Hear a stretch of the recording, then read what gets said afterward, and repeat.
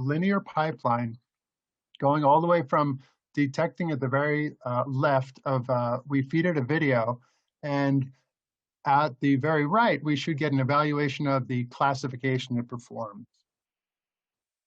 And what we first learned is video is a sequence of images, and when you load it in a computer, each image is loaded into a three-dimensional array.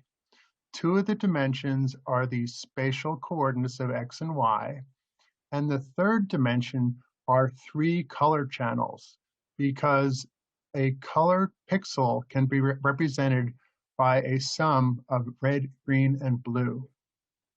And if you want to convert it to gray, the simplest way is to take the average of all three. But because our eye has selective sensitivity, it's more sensitive to green, there's a formula to compensate for the perceptual function of the eye. So anyway, we can turn a color image into a gray. And the reason we do that is mostly we want to look at the shape of the object, in our case, plankton. But what we later learned in the color space, there's a better way to represent color. If you ever want to do tracking of objects based on color, we found from the most recent homework, this model of hue, saturation, and value is a much better way to represent objects in order to do functions like tracking. And we have an example here of some colored balloons, and we saw the pink balloon, as it changes perceptually, the color looks different to us. It technically is getting more saturated. But if you just look at the hue channel, it's uniform across the whole balloon. So that really, just looking at the hue channel is what we'd call color, independent of saturation and value as well. So it's a very, very valuable way to analyze color in the HSV space.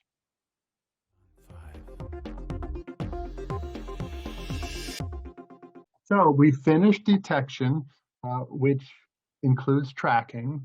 And now we have individual objects. We have this silhouette of individual objects. And now we want to extract features, ultimately so we can classify them. And again, this powerful function, find contours, gave us all the points on the perimeter of the silhouette. And from those, we can calculate many things: the aspect ratio from the bounding box, and the equivalent diameter, the solidity. Those are some features that fall out of that you can derive from the contour points. And here's the bounding box I mentioned. We also can get a minimum area bounding box. This is how we find the aspect ratio. And even with just these 4 or so features that we extracted, if we look at just 2 of them, area and aspect ratio, and plot them in a scatter plot, each of these points is one object in one frame. And you can already see I drew yellow circles around what looks like distinct objects. Now, if you think about an object, a cell which is round, or a plankton that's round, it'll have an aspect ratio of 1. So down here we have small, because the this is area. We have small round objects. Out here we have very large objects which are 2 or 3 times tall as they are wide. And you can see how they just all cluster together. So even with just 2 features, we can already start classifying, or at least clustering objects. And so these are the 9 objects we have some video for, and we use this as our base set to do some feature extraction and clustering. We talked about some simple functions, some simple features. We have also a class of features called moments. Moments are the distribution of the brightness of pixels in an image. And we found that if you calculate them based on the origin of the image, as the object would move in the image, those values would change. So a better way to do it is make it relative to the image itself. Um, and that's a much more, a much better way to represent it because then it's position independent. And one of the moments is called Zernike, and I just looked him up. I didn't realize he has a Nobel Prize in physics for inventing the phase contrast microscope. And as biologists, you can appreciate how important that is. Another kind of moment are called who moments. And if you, in your next term project, you might look at these because here's an example of a baby crying and yawning. And if you were to try and figure out how you would measure that and try and look at the eyes and mouth, it would be a very hard problem. But this is showing you if you just look at the 7 who moments for the whole image, you can distinguish the difference between crying and yawning. So it's a very powerful technique. And I also wanted a picture of him, so I looked him up. And it turns out his wife, Yu Ying Hu, was the first woman faculty member of Syracuse University's College of Engineering and Computer Science. And she actually got the job first, and then he was hired a month later.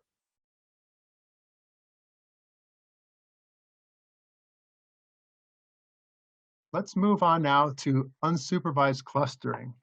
So we have these features, and we already saw just with the few features we can, with our eye, see clustering. But somehow we need to teach our computer to do that clustering automatically. And we looked at a very simple and elegant way to do this called k-means. It's unsupervised because there's no human in the loop. When you see supervised, that means human. Unsupervised means the computer's doing it all by itself. And our brain, which is an incredible image processing machine, can see these groups. But we discovered this very simple algorithm called k-means. And it works by, you have to just tell it how many clusters you want, and it measures the distance of every object to those clusters points you tell it. And it starts with randomly putting those cluster points anywhere in the space, and it detects which members are closest, it assigns them to that cluster, and then it moves that center point to the center of mass, to the center of those clusters.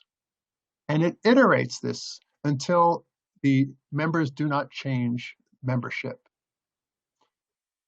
Further, we can calculate the distance of those centroids to each of the members and sum them.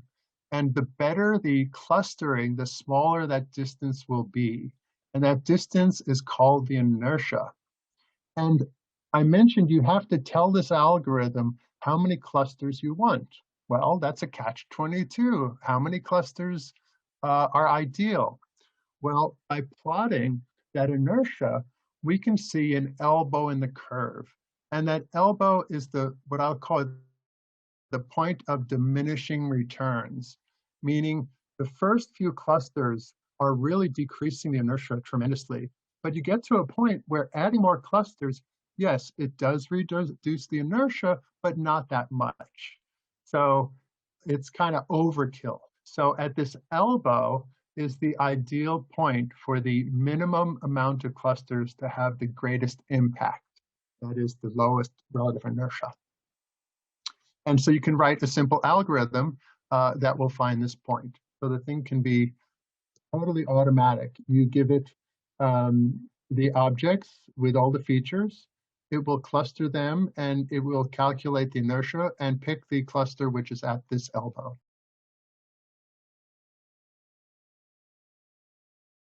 Okay, so that's unsupervised clustering. And that's pretty handy because it took what could be thousands of images and at least did a first cut, an automatic cut of trying to put them into classes, because when you train a classifier, you have to give it a training set of images for each of a set of images for each class that you want to train. And so we took the clusters, and the clustering isn't perfect because the features aren't perfectly distinguishing them. And so we needed some way to manually separate the images into what I call pure classes. That is, each class only has images that belong to that class.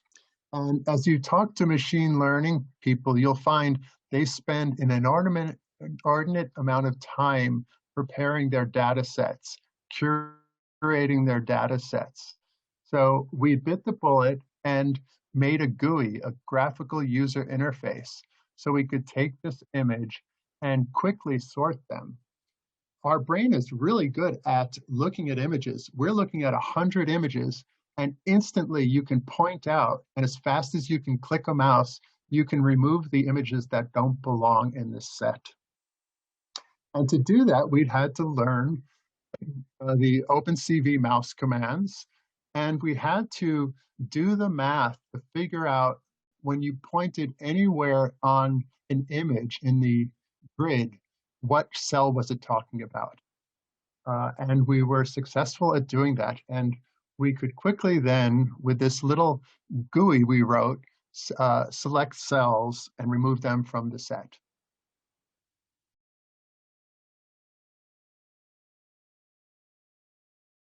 Now, I always think of Lorena telling me, there's so much code, Tom, that you're posting. And yes, there was an explosion of code. This pipeline, which looks so neat when you draw it as a map, when you get down to it, there is lots of codes, and each code has a version because I keep on trying to improve it. And so how to manage this and all the variables that they talk to. And so Professor Kulkarni helped us deal with uh, the scope of variables and teaching us about namespaces. So we created functions to at least separate this pipeline into manageable programs called functions. And that way we can improve each function without having to rewrite all the code. But we had to be very careful because we have a lot of variables floating around, and we don't want one routine to change another because without us knowing about it, because it would make debugging very difficult. So one of the disciplines of programming is break your program up into manageable pieces and be very cognizant of the scope, and try not to use globals, because that's, even though it's quick and dirty, it'll ultimately get you in trouble because you'll end up stepping on variables and make it very hard to debug.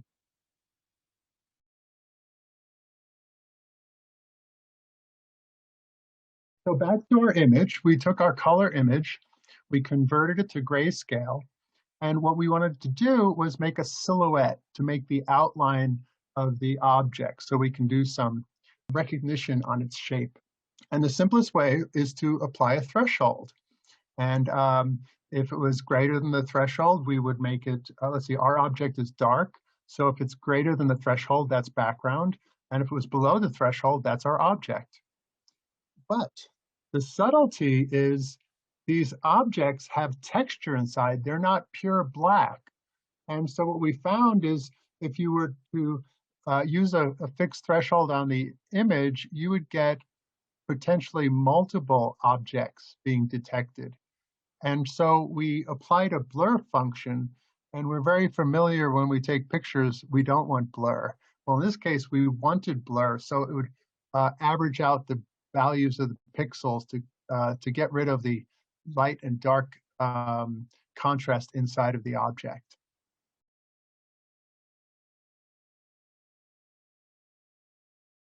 Blurring is actually low pass filtering, because we looked at first waveforms. This is a ECG, your heart beat, and there's a lot of noise in it. And on the right, you see a waveform, and noise is in the waveform basically wiggles, and that corresponds in pictures as texture. So the more texture, especially edges in an image, the more high frequency components. So we started thinking about images not just in the spatial domain, but in the frequency domain. And we have Fourier to thank, who gave us the mathematics to do this. And so we looked at a waveform like a square wave, and Fourier taught us you can actually synthesize a square wave by summing up a series of sine waves by a formula using a summation of sine waves of varying amplitudes. And you can see we're starting with the fundamental, which is this sine wave, nice and smooth. And to get this sharp edge in a square wave, you have to have a lot of high frequency components. And you can see the wiggle, this should be flat ideally. That wiggle is due to the high frequency components. So whenever you see a wiggle in a waveform, think high frequency components. And it's not just sound waves. You can do this for any signal.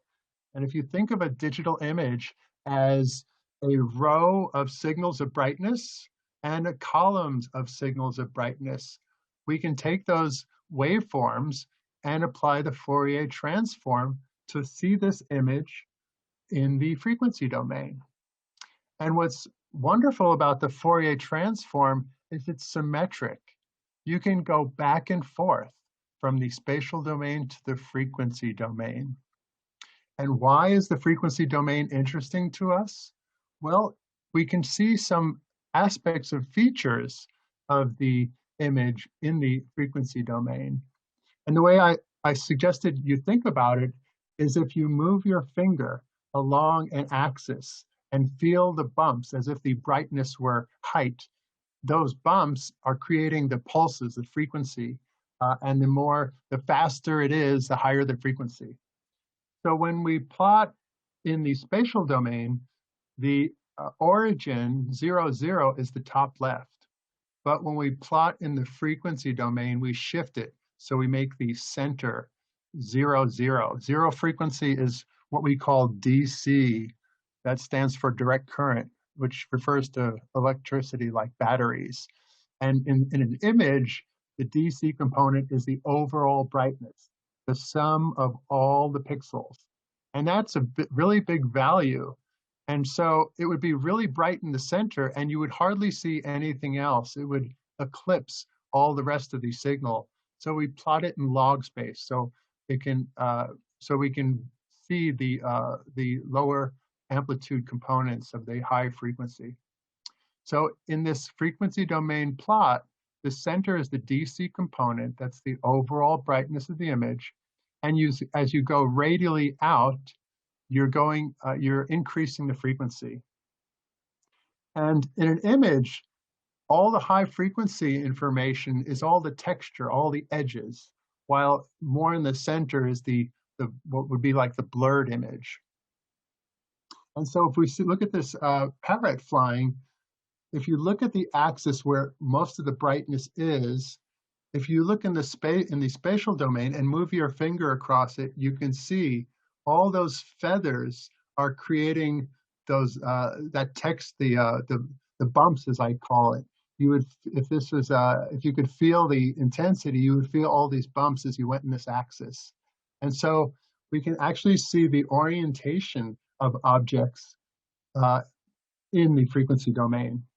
And that's very useful for seeing, for example, if you have a camera in a drone that some people have talked about, and you wanted to look at the horizon or buildings to get your orientation, you'll see strong lines in the in the frequency domain that arises from dominant edges in the spatial domain.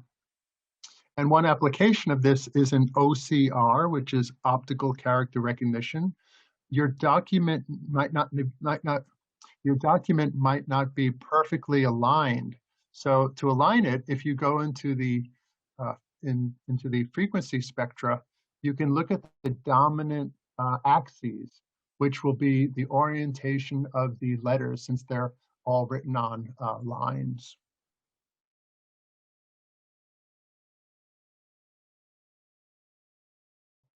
Now we've detected objects with this very powerful instruction. It's a function in OpenCV called find contours. We gave it our binary quantized image, our thresholded image, and we told it to just pay attention to the outermost contours of an object. And we have a video of multiple objects in each image. And it does a great job of giving us the bounding box and the contour of the silhouette image we gave it.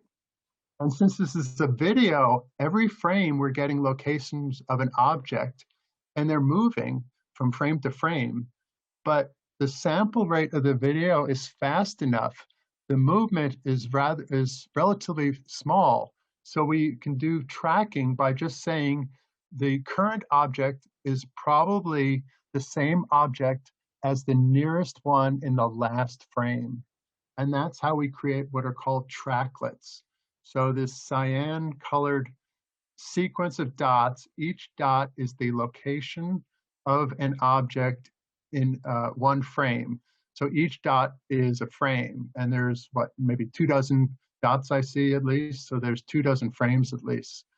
But since each object was very close to this object in the previous frame, we conclude that it is the same object. It's the same creature.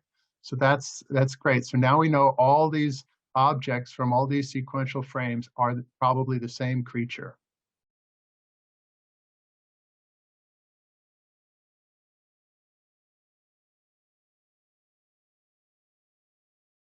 One of the most powerful tools, I think, for analyzing how well your classification is working, and more importantly, where it's messing up, is in a confusion matrix.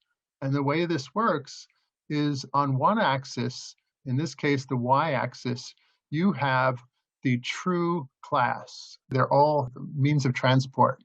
So here, for example, is an airplane. So here's the true class. This is really an airplane. And this is what the classifier predicts. And ideally, you want to see a diagonal, because the diagonal is the cases where the true class is also the predicted class. So in an ideal classifier, this diagonal would have all of your samples, 100%. But as you know, nothing's perfect. So if I just quickly peruse this, I can see there's a lot of confusion around cats. Most of the time it gets it right, but there's this this continual challenge of distinguishing cat and dogs. And you can see this classifier, the greatest mistake it makes is confusing cats for dogs. And this is a good time to take a moment out and to think about how amazing our brain is. And we actually get a little fooled because it seems so obvious to us. But when you try and program a computer to recognize cats and dogs, it's very difficult.